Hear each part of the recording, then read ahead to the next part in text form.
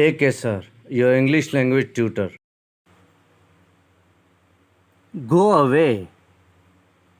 Depart or leave a place. She angrily told him to go away and stop bothering her.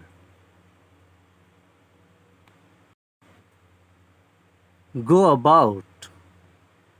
To deal something. You are going about this in the wrong way.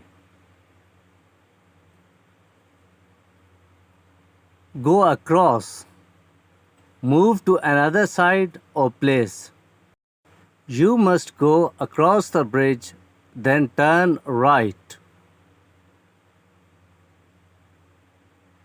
Go after. To catch something or someone. Before you go after your enemies, let a few rocks fall. Go against. To violate, to breach, to break. What he did goes against the rules.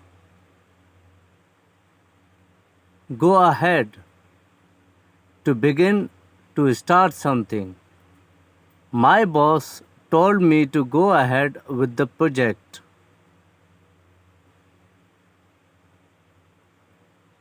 Go along.